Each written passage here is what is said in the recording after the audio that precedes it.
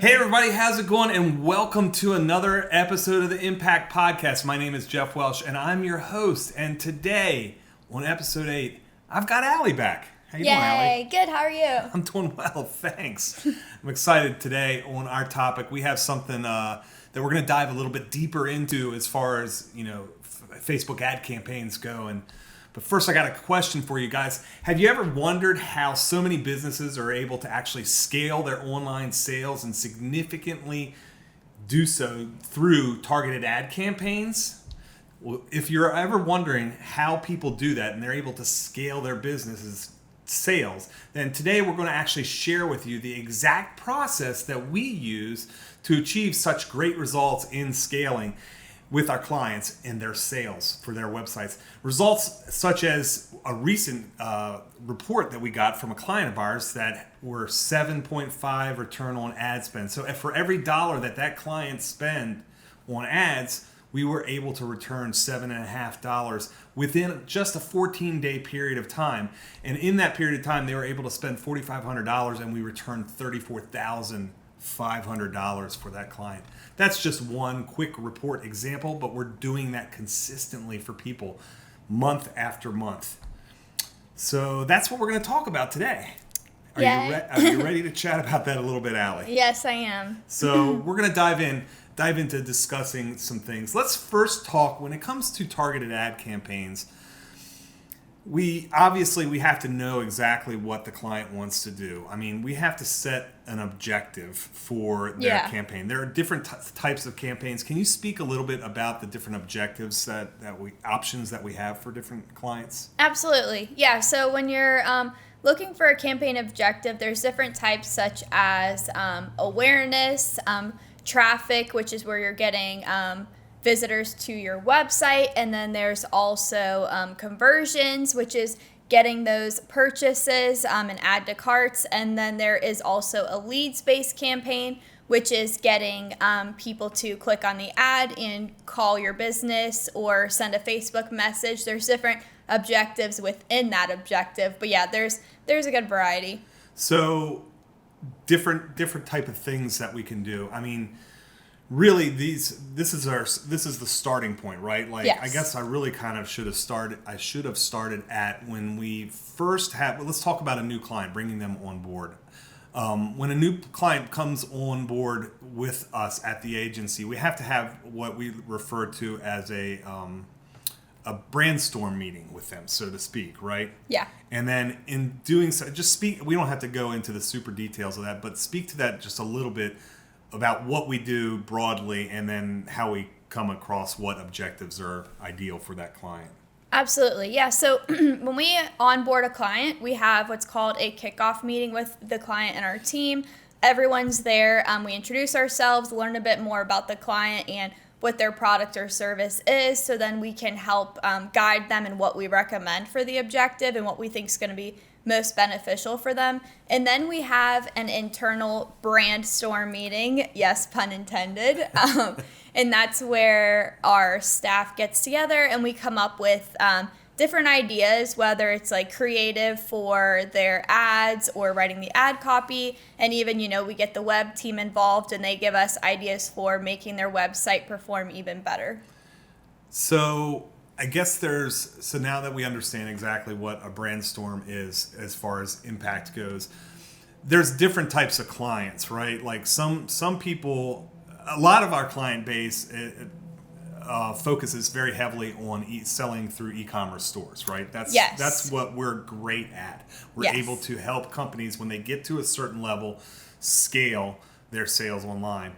But then there's other companies that need some other things too, like just like you were mentioning earlier. Tell us a little bit what's the difference between somebody who wants to scale their online sales with conversions as opposed to somebody who wants to get phone calls? Yeah, so if there's a client who has like an online store, that's when we would obviously do the conversions so that we can get them purchases, and then the web team performs optimizations on their end to make it perform better and make it more seamless for the customer. But then there's also the lead space, like I mentioned earlier, and a client who would use that would be someone within like the medical field, if they're needing like a chiropractor center or an HVAC company. We have a client like that as well, so we get them leads for their service. So in that type of situation, when the leads come in, essentially they're responsible for closing the deal, so to speak, right? Because there's no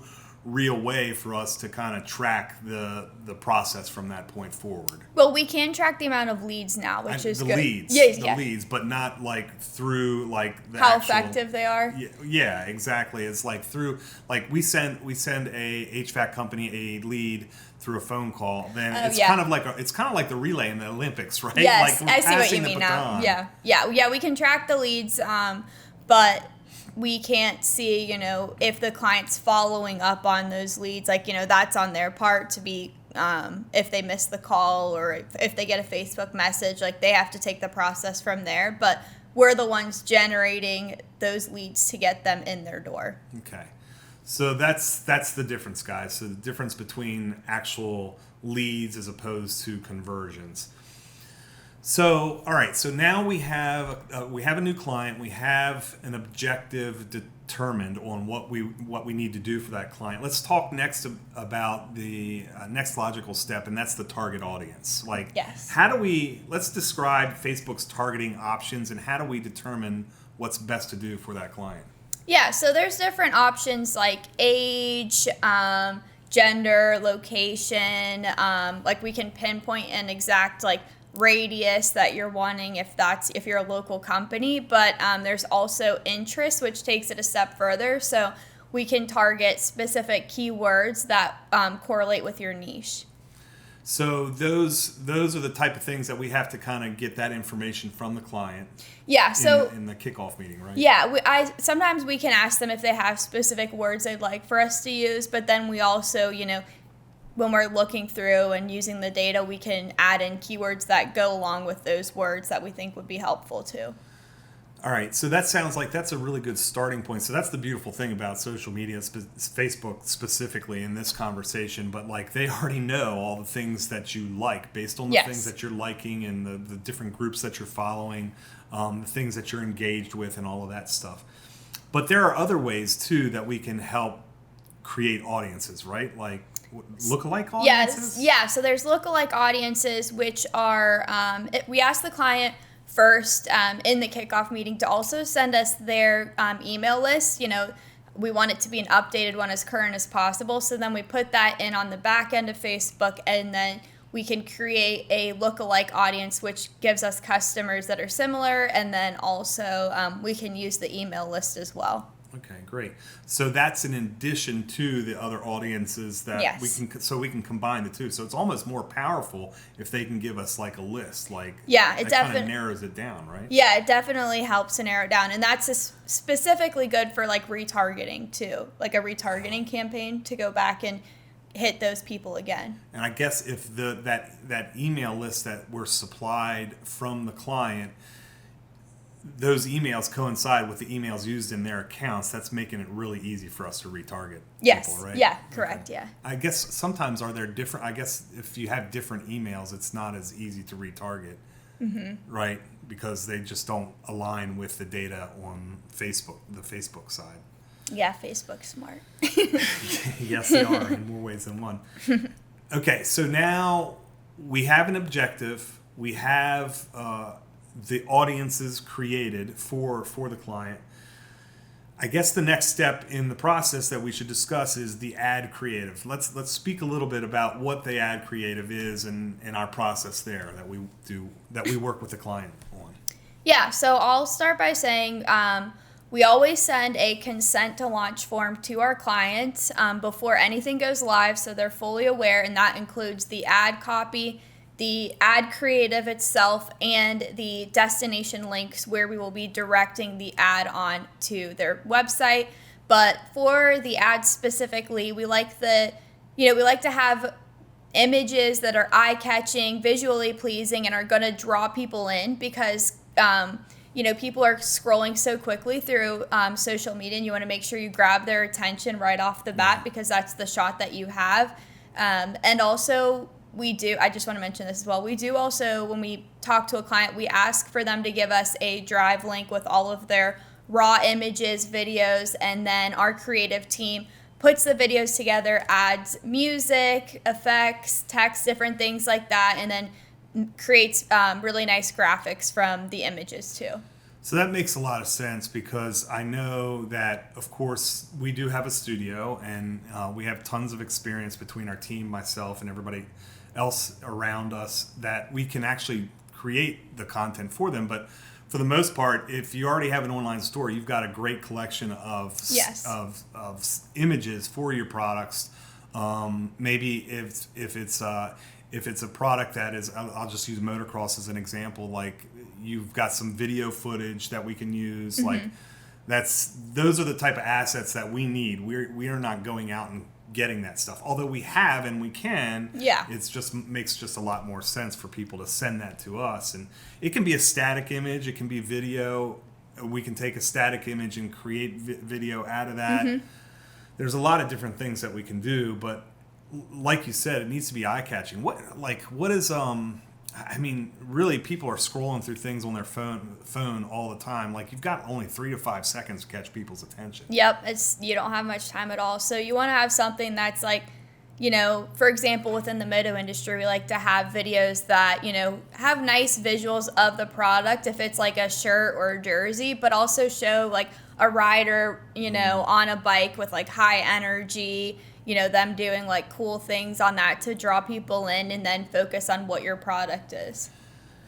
Yeah, that type of action stuff is really works well. I think I'd mentioned this the other day, but so I come from the skateboarding, snowboarding background of the late 80s, early 90s. Yes, I'm an old guy.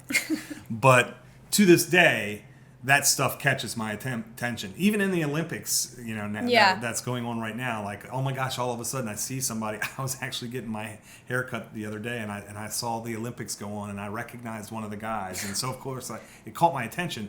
So the same concept with any type of content. Anything that you can give us is going to be super beneficial and streamline the process. Definitely. So now that we've got assets, and we've created some high impact, high quality, eye catching visuals, we need ad copy too, right? Yes. So what's the process that we go through to develop ad copy, whether it's like the body copy, the headline, whatever? So there is the body text, also known as the primary text, which is your main description. And then there's the headline, which is by the call to action button. And the headline, it needs to be just a couple of words, like our new fall collection, or, something that's quick and less than a sentence, because it will cut off. So you have to keep it short and to the point. And then for the body text, I still like to keep that fairly concise too, because if it gets too wordy, people aren't going to read through all of that, but if the client really wants to have special things like, warranty or limited edition or free US shipping, things like that, I'll put little bullets and stuff like that to kind of break it up a little bit. And even adding in like emojis and stuff like that helps break up text so that, people can dissect it a little bit better. So once you were talking about the CTLs, the consent to launch forms. So basically at that point, we've got everything, right? Like, we've got the visuals for the ads that we're going to run. Yeah. And the body copy and things that we send that out to the client to approve. Like, what happens if they're not fond of like the things that we developed and that we're proposing? Yeah, I mean, can't say I've been through that a few times. Just kidding. Yeah. So when that happens, we do try to remind the client, like, you hired us for a reason. We want you to have some trust in us because, we do kind of know what works. Sometimes I'll even be like, let's split test your copy versus mine. Mm-hmm. But a lot of times they do understand. They're like, you're the expert, and they trust it, and that's really helpful. So yeah, I mean, at the end of the day, like you said, that like we're being hired for our expertise. Now, that being said, I'm not saying like we want to completely disregard any input, because especially if it's a new industry. Now, we've been doing that moto stuff for about 8+ years now, so we understand that industry really well. But if a new industry comes to us, something that we're not as familiar with, and of course we take whatever input they give us, and make adjustments if we need to. But at the end of the day, we know what's going to convert, and we're getting compensated for our skills and our professional expertise in that area. So we typically ask people to just trust us, give it a shot. And if it doesn't work, we'll make changes for Yeah, sure. yeah, definitely. And sometimes, they will say, if I send over text, like in the CTL, they might say, hey, can you add this because this is important to let, our shoppers know and stuff like that. And absolutely we make tweaks and edits as needed. So visual content, ad copy, we've got the CTLs now, but there's different types of ads that we can run, right? Like, Yes. and we're just talking about conversion campaigns right now, but like, what are some of the different type of ad formats that we can run? So you have a static image, which is just an image, a carousel, which is different pictures you can scroll through, and that's kind of nice if you have a brand new collection or it's like a jersey and you want to show the front and the back of it. So it's definitely has a good use for that one. And then there's video, obviously, GIFs. There's a few. So what do we like? How do we make a decision on which ones we want to use? I just like to I like to just use variety, and then see like for a specific client, okay, this works best. Starting out, I like a variety to see, and then I'll tell a client like, hey, video is really great for you. Like, we need to keep pushing that. Or it's like, hey, when you have people in your clothing, like actual lifestyle, like people just out enjoying their day and things like that, or like user-generated content, I'll definitely see what seems to be performing the best and then replicate that in the future. So for example, if it's a new client that coming on board and we've got different ad creatives and such ready, we could run multiple campaigns, like a carousel campaign, a video campaign, a static, and that's how we would run it if we didn't have a good gut instinct on what was going to work already. Yeah, absolutely. Just see what the winner is, I guess. Yeah, and it's nice to have, actually a good rule of thumb is I always try to have like 4 different ads within each ad set, because there's different levels when you're building out a campaign. So I like to have a few variations. So, it's like I will have a video and then maybe a carousel and then 2 more videos or something. Because, there still could be where it's like video always performs well, but then a carousel just still takes off too. So how long do you recommend that we run those multiple different variations for a period of time before you kind of have to make a decision like, oh, this one isn't performing well, we need to like turn that one off and stop spending the ad money and apply that to one that's working better? I like to give it at least 7 days because it takes a few days to pick up momentum, because if one ad is performing really well, Facebook will naturally keep pushing the spend of that ad. So it's also nice to see if the other one picks up in competition, and if it doesn't, then I just turn it off and go a different route. So at least a week, but Facebook is always learning. Yes. Constantly reiterating what's working well, what's not working well, and maybe I know we've seen this happen in the past. Sometimes ads take a while to like ramp up. Yeah, and it's funny because Facebook, and as we all know, social media is ever changing, but Facebook, just in the last couple of years since I've been doing this job, when we used to do it, we would focus even more on the learning phase that Facebook has, because it would take even longer. Like, it would even say your ad's in the learning phase, and it would take longer to get out of. But now it's like Facebook's so smart, it can, in a sense, it still has to learn, but it still is a lot quicker. So you're not waiting around as much, and you can be on to the next. I remember the days when we first started to do moto event related campaigns for some of our clients, and that we would start those campaigns 4-6 weeks out. Yeah. And just let them run for a long period of time. I mean, but we've kind of learned over the years that we don't need that amount of time. Like, I think it's just been the fact that we've leveled up our skill set and we understand what works better. But I think Facebook has gotten better at learning itself, learning that actual who to deliver those ads to, a lot faster. Correct? Yeah. Yes, definitely.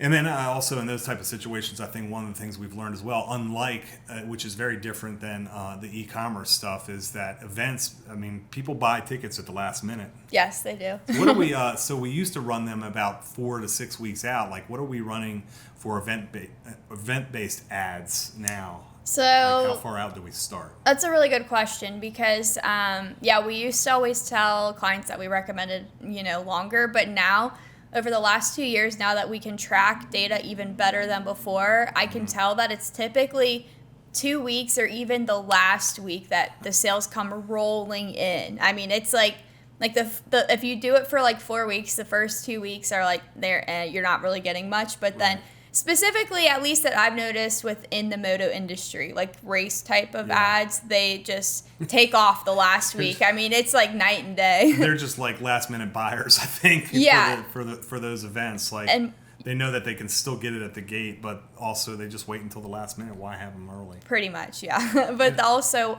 we want to maximize our clients' spend. So once I noticed that, I told them to, I recommend starting the campaigns a little bit later so that we have extra spend for later in the later period. So if we, like in the past, if a client had $1,000 spend and we were spending it 4 weeks out, well, by the time they get to the point of where they're really going to convert fast and well, we've already blown through half the budget, which means that, so you may as well just save that $500 for the last 2 weeks. Maximize it, yeah.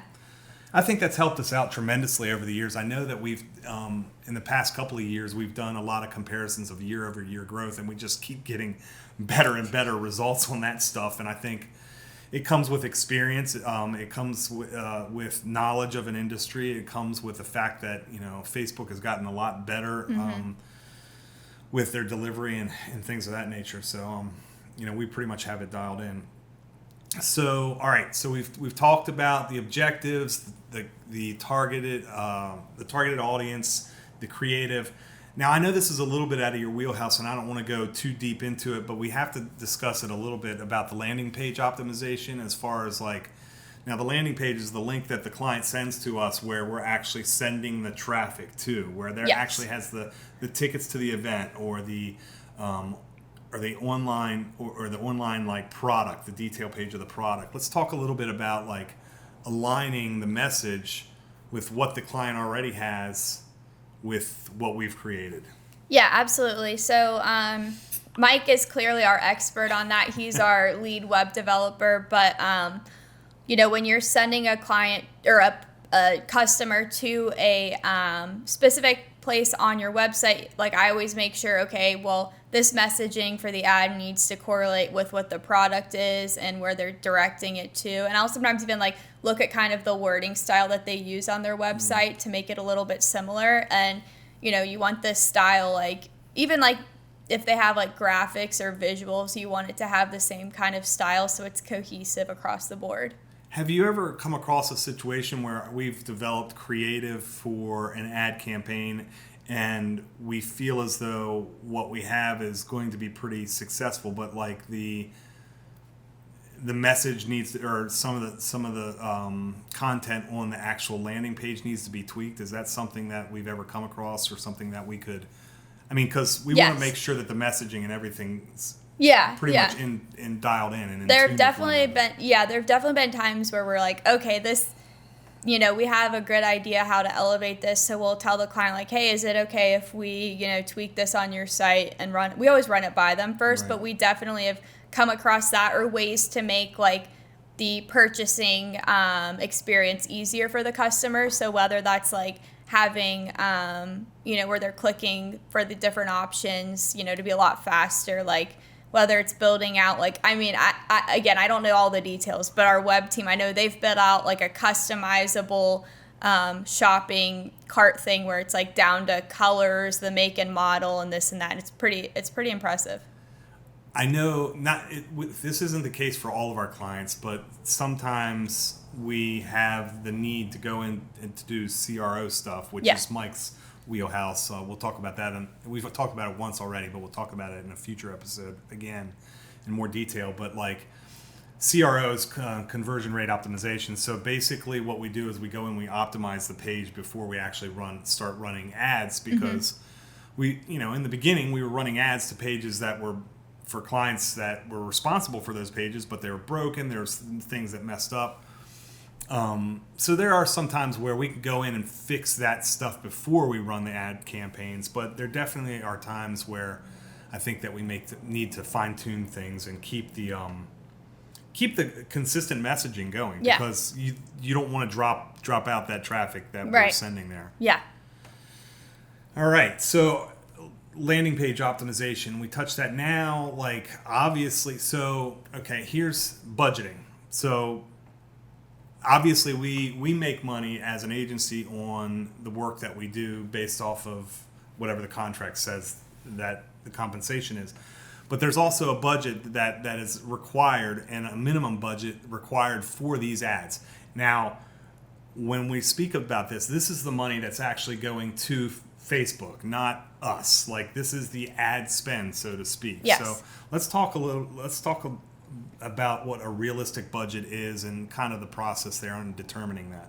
Yeah. So in the kickoff meeting, we do have a spot saved where we discuss budget, and we ask, what the client's comfortable with to kind of get what they're thinking first. And then we go from there. We do recommend to not go any lower than $1,500 to $2,000 per 30-day period. But if it is a big client, like, we definitely want to exceed that, because the more you're spending, the more you're going to make. And then a lot of clients, because they're a little bit hesitant at the beginning, which is totally understandable. So once we're getting them results and we're like, hey, we're proud of what we're doing, we can take it even a notch higher, then we will ask for their permission to scale their spend.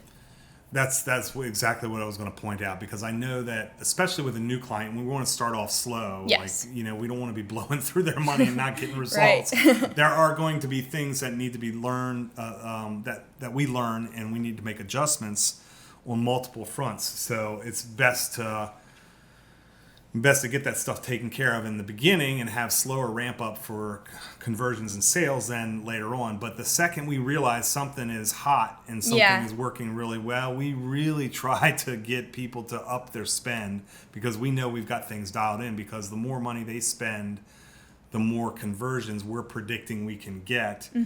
And sometimes businesses have a hard time swallowing that. Like, they could be killing it. We could be getting them $50,000 in sales a month, but they're scared to go from $2,000 to $4,000. Yes, we've ran into that quite a bit. But I will say, I take pride in how, I think that is one thing that sets Impakt aside, is we really care about our clients. I mean, we even have a whole position dedicated to just making sure clients are happy, because we genuinely care, and we have a great dynamic with them in our monthly meetings. But with that being said, when we're watching their spend, our whole team is very attentive to that. We're always trying to make sure, okay, we might need to take it down a little bit because this month is your slow season.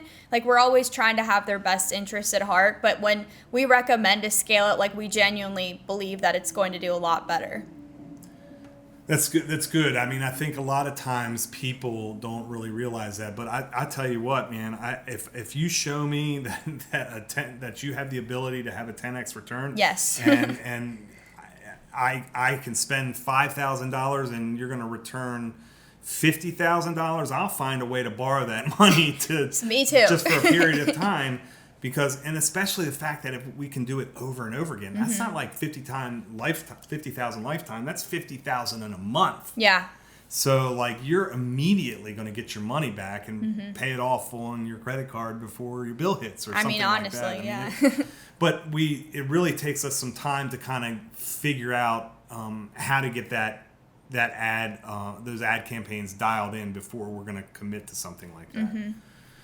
Cool. So budget and ad placement and schedule. Is there a way where we can use manual placements in comparison to automatic placements, or yeah, I mean, how does that work? Sometimes if a client's very has a specific place they want their ad to be pushed, hey, I really just want it to be on Instagram stories and somewhere specific on Facebook or Marketplace, but primarily we just let Facebook do the automatic placements, because I think it's great to get your brand spread out everywhere.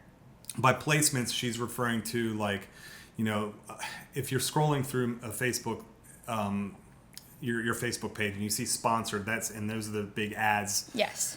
That's the general placement, but sometimes you'll see it in the right side, the right navigation bar, or different areas within the page. But I think that, you know, automatic is probably the best way to go, because Facebook knows what people are going to engage with the most and place it in that location. Do we have to create different types of creatives for the different placements, or does it automatically adjust what we supply? So we will make different sizes. So like a story size is, you know, longer than just like a square feed image.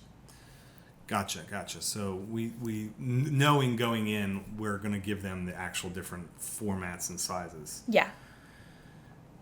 Timing and scheduling, like, is there a specific time frame or scheduling? Like, I know we talked a little bit about scheduling for like the events stuff, but like timing for the delivery of ads, like, are there certain times of the day, or we just let Facebook do automatically its thing? So it's funny because like like I've just done this through different testing of, you know, running ads for a while, but like sometimes if it's like I'm launching something brand new, like a brand new campaign, you can launch it at midnight for the next day. You could schedule it out. Or if it's like, you know, a Black Friday sale and they only want it to be ran on, you know, Thanksgiving and Black Friday, you know, like we're obviously off work, so I will schedule it in advance. So there's different uses for that, which is helpful. It makes a lot of sense. You mentioned Black Friday. You do realize it's August already. Yes. I know that sounds crazy, right? Thinking about Black Friday and it's still summertime, but honestly, that's a whole podcast in itself. Yeah, we'll talk about that. I just mean that's an idea for the future, too. Yeah, for sure. We need to make sure that we schedule that one out. Absolutely. All right, so getting kind of closer to the tail end of this stuff. So like analytics and optimization, like the analytics side falls kind of mostly into, you know, the web team's wheelhouse, because they set that stuff up. But just we can briefly talk about, you know, some of the reporting and the analytics that we're able to achieve. Give us some insight on what that process is kind of like. So we have Chris, who's our customer love agent, as I kind of mentioned him a little bit before, but he uses what we call, it's our reporting system, which is Whatagraph, and he sends them actual reports to our clients and videos going over those results every single week. So there's no confusion with the clients. They're fully aware of how everything's performing, and he goes over numbers like impressions, reach, conversions and purchases, and then if it is a leads-based client, he'll go over their amount of leads. So it just depends on what the objective is too. So whenever he obviously, and it's funny you mentioned Chris. I mean, he's he does an excellent job. He's only been with us for about a year and a half, but he does an outstanding job of keeping the client aware of where they're at. But that's a whole thing in and of itself. But optimizations, like whenever we're giving some reports, if there are some things that are not working so well based on what we're seeing, like from the reports that Chris is giving, and you guys talk every single day, you have a debrief call every single day. So Chris is going to see something if something is running awry or looks weird. If something is weird and funny, do we make an immediate call to make an adjustment right away, or do we just like wait until the next month? Yeah, I mean, sometimes if it's like, okay, we launched something, like all new ads, like turned off old ones, it's like, okay, there's like a dip for a day. Well, that's okay, you know, because we just launched new stuff, it needs to pick up. But if it's like, hey, the last week there's been a dip, Allie, like, can you like make sure you keep an extra watch on it and see what you can do? So we absolutely do discuss things like that every single week about each of our clients. That's good. It's good to make sure that people are aware that we definitely are keeping an eye on things. And, you know, obviously we want you to, the client, to receive as much sales as possible every single month. So, and the better the client does, you guys do, the better we do. And that's the end game goal. Like, this is a partnership here to make sure that, you know, we promised you we're going to scale up your sales. We're going to do so. So. And I did want to touch on that, you know, Chris Kaiser, who's the Google expert, and then I'm the Facebook side. We do always notice when things are dipping too, because we're on top of it. But Chris, the customer love agent, Hudgens, he will, bring it up just to make sure like we're doing something about it and being proactive, so that when he gives the reporting, he knows how to fill in the client. You mentioned Kaiser. You said Chris Kaiser. Yes. Chris Hudgens. I know that's Chris Hudgens, Chris people. Kaiser. We typically call Chris Kaiser just Kaiser. Yes. But, I think it's important to note briefly here real quick that although Allie just pointed out he's our Google expert and she's our Facebook expert, they actually work together on things all the time. Like yes. Allie's responsible for running the Facebook ads, but Kaiser can do them too. So like if you're out on vacation or somebody's sick or whatever, like there's multiple people, and even beyond you guys, there are others that can do the same thing. But it's important to know that there's not just relying on one person's brain and resources to do so. Like it's a team effort. Definitely, yeah. We're a very collaborative team, and we all are super knowledgeable in our specific area, but we still always have ideas to give to the other team members for what they're doing too. And that works out really best. I mean, we're such a small team. Yeah. We're very dynamic and can kind of pivot in a heartbeat if need be. It happens all the time, and it's just the nature of the work that we do. Yeah.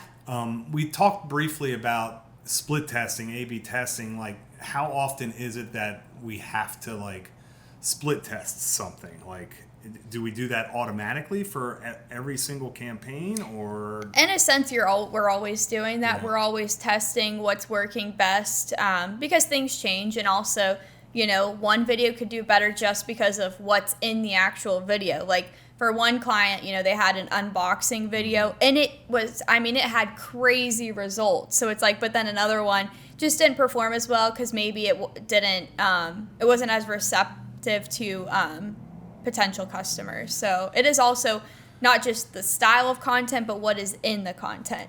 Yeah, for sure. I think that it's important to note that, you just never know what people are going to engage with. So it's important to run multiple variations. I mean, it's not uncommon for us to have to optimize things and make adjustments on the fly. I mean, again, at the end of the day, we need to make sure that things are constantly on this type of trajectory. Now, are there periods where things are going to dip? Absolutely. There's ads burn out, right? Like they don't. Some ads don't continue to be effective after a period of time, 30, 60, 90 days, whatever that may be. Some ads work great forever, and you never have to change them. Ideally, that's what you want. Yeah, absolutely. But it's not always the case. So, I mean, it is. We have to be aware when it comes time to make adjustments, and that's why Chris Hudgens is around to give those reports weekly. I mean, he's really keeping an eye on things on another level beyond just the actual team. Yeah.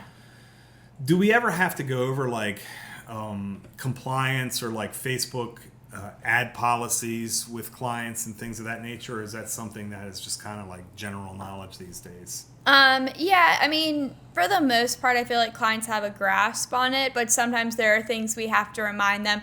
For example, we have, I'm trying to figure out how to say it without saying who the client is. We have a side-by-side client that's in that niche, and they, fall's coming up, hunting's coming up. So I wanted to run a hunting season ad, and I was like, but just remember, we can't have any weapons in the ads, no deer with blood on them. Because there's a lot of things that Facebook will flag, and Facebook flags the most random things sometimes as an error, and then I have to go in and click to have it re-reviewed. But for the most part, I'd say they understand it. I mean, that's something that we've kind of filtered out in the sales process too. Yeah, that's true. Obviously our sales team knows that we can't promote guns, we can't promote violence. Yeah. There's like a list of kind of obvious things for us. So like for the most part, by the time it gets to the team, the in-house team, we've already kind of dealt with that issue. But you never know. There's always some random thing, and that's a really good point. I didn't think of that specific client and how that could be an issue, but for sure. And the last thing you want is to is to have Facebook flag your account, because they'll shut you down. Yeah. We've had that happen. Yes. But we've learned that lesson, and it rarely happens anymore. Occasionally you get some weirdness, but not always. Yeah. And I guess, talk briefly about retargeting. Like we had mentioned that earlier. What exactly is retargeting, and why do we do it? So, there are different levels, like I said, to a campaign, but on the first level of the campaign, that's where you choose that objective. So we have, like, for example, for an e-commerce client, we would have a conversions outreach campaign and then a retargeting one. And the retargeting is to go back and hit all of those people who have visited your site or made purchases, and I can narrow down which specific things I'm wanting. So I could have, clients who visited the website within a 90-day period, but then make an exclusion for the last 30 days if that's, the angle that I'm going. But yeah, it's definitely just, social media and seeing ads, repetition is key. So to continue hitting them, because, customers aren't going to purchase something on the first sight of seeing something, right. But when they see it like 3 times, they're like, all right, I'll give in, Yeah, or the whole, maybe they're busy when they first time, they're just sitting in the kid's school line waiting for the kid, and they're just, exactly. They don't have time right now, but later on they're laying in bed and they're just like, oh, I'm going to buy this thing because I saw it earlier. And the whole concept of being omnipresent too, like that's one of the beautiful things, and that's an episode in and of itself. Like we may run certain campaigns on Facebook and others on Google PPC, and also run email marketing campaigns. The more times that you can hit a prospect up, the better the chance of actually converting a sale. So definitely. And sometimes there's issues of overlap of data and confusion of who got the sale, but at the end of the day, it's you wouldn't have any of that if it wasn't for the fact that you had an entire team working all of these channels at the same time to keep hitting people up. Mm-hmm. I think so. We talk about ROAS a lot. I mean, actually, Luke, my partner, pointed out the other day, like, ROAS is our North Star. Like, that's there's a reason why we talk about return on ad spend a lot. It's because, like, that is our success point. For every dollar spent, the ROAS number should reflect how much we've acquired. So industry standard average base starting point is a 3x. Mm-hmm. And to be quite honest with you, we typically hit far higher than that, sometimes crazy numbers, which we'll go over in a bit. But I kind of wanted to go over what ROAS was, like the actual formula of how you determine. So, the revenue, let's just say, for example, we run a campaign and we're able to acquire a customer $10,000 in sales, okay? And they had a budget of $2,000 in ad spend. Mm-hmm. So we have software that calculates this for us, but I'm just giving you guys the formula now. So take that $10,000 in sales, divide it by the ad cost, and that's a 5x return on ad spend. So you've spent $2,000, we've given you $10,000. That's a 5x ROAS, which is good, right? Yeah. Yeah. Can I say what our average is? Or should I not say that? No, I would love for you to share that. Because I don't know what it is, so I want her to tell you. The Impakt average for ROAS for our clients across the board, as of this week, and again, we're not even into our busy season yet, so it's only going to go higher. When you say average, now real quick, when you say average across the board for all clients, yes. like in general? Yes, all of our clients combined is a 12 ROAS. 12x? Yes. It's like so for every dollar spent, we're returning $12 average. Yes. That's 4 times higher than what the 11.65. I pulled up my notes just to be sure. But yeah, it's a 12. Allie, that's 12. I always hate the decimal numbers when they do this ROAS stuff. Yeah, it's irrelevant. It doesn't matter. Like, to me, if it's above a whole number, especially half of a whole number, it's the next number. So we're going to say it's 12x. Yeah, and not to sound like too cocky here, but I will say over the last year or 2 years, I've seen our average just grow so much, and I'm definitely proud of like our team's efforts, because it's a team effort, and like he said, like the average is a 3x, but we're way past that right now. And I think it's important to note, like, that's not something we can promise. No, like, that's true. Whenever it comes in, like, we do our best when we bring people on board to kind of vet clients to see who is best to work with us, because we want to make sure that we're getting a successful result for you. And more times than not, like, we have those people come in, but like, we can't guarantee a ROAS, and sometimes it takes a while to get that high. And I will venture to say the highest number that I can remember this year, and I won't say who it was or where it was, but I do remember some reporting within the last couple of months that we had a 45x return on ad spend, which is an insane number. It's insane. Like, we've had people that are just like, oh, you get an average, you can get us a 7x ROAS.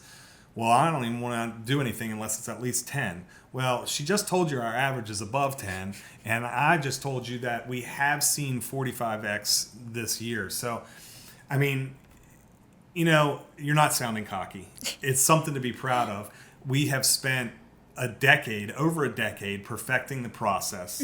I'm just really proud of the team, because we've come a really long ways. I mean, Allie was hired 1 week before a global pandemic started. Yeah. In the sales department. Yeah. Gross. And maybe it was 2 weeks, but regardless, we sent her home after the second week, and she's worked from home since then, except for when I request her presence. But but she has seen us go through multiple eras of challenges with situations like COVID and other things, but we have just constantly prevailed. And there are periods of time that dip, but like I said earlier, as long as like the growth trend is always up for our company or any of the things that we do for our clients, I'm considering that a win-win. And I know that sometimes clients tend to freak out a little bit when they're thinking like, oh my gosh, it's down season, I need to quit. Yeah. But that's why we do year-over-year growth, and Chris sends his reportings, because sometimes people try to make decisions without all the information that they have. Absolutely. And I think, gosh, I really can't. I think we've really done a good job of covering Facebook ads. Is there anything that you can think of that we miss without going too crazy? Just kind of broad areas. I feel like we honestly covered it. I mean, I kind of explained a little bit about how our process goes, but I think at some point, maybe a podcast about our onboarding process could be beneficial. Or, there's a lot of things we can go into more in depth, but I think for this one, we covered, a great overview. Yeah, and I think, honestly, each of those areas, so some of the things you guys learned about today are, we've learned about objectives and target audience, ad creative, landing page optimization, budget, analytics optimization. Every single, ROAS, every single one of these areas we could spend another episode talking about. Yeah. But I think the objective today was to kind of go more in depth on what to expect on these type of specific campaigns and things of that nature. So and we could talk about creative and a whole podcast too. I could go on a long tangent as well. Yeah. So for any of you that are interested in learning how we could possibly assist you with your campaigns, I hope this has been beneficial for you to learn more about the process and the things we do. But if you're interested in just having a conversation about something that we can do, you can reach out to us. Go to thinkimpact.com. The URL's here on the screen, and click on the Let's Talk button. That'll send you to a page where you can schedule a phone call. We're happy to discuss like, hey, where are you at currently? What are your visions and things that you want to achieve? And you never know, like, we might be able to help you out, or maybe you're just on a startup and you're not at that level yet, but we have other solutions for that. And just learn more information on our website. So check out the website, and thanks for joining me again, Allie. Thanks for having me. It was fun. Good job. You didn't have a coughing fit today. I held it back, but it was definitely better than last time. So this is the second round of trying to get this episode done, guys. We had multiple faux pas and technical difficulties, but we fixed that stuff. I'm excited about the next episode. The next episode, I'm going to invite Kaiser back on board. And since I think we're in a roll right now and we Yeah. have a good episode here, I think it would be really important to move on to the Google PPC side Yeah. of things to explain to people what we do, and then we can talk about omnipresence. Once you guys understand all this stuff, later on we can do another episode about omnipresence. We'll just keep rolling and rolling. So, all right, guys, thanks so much for joining us for the latest episode of the Impact Podcast, and we'll see you on the next one. Take care. Bye.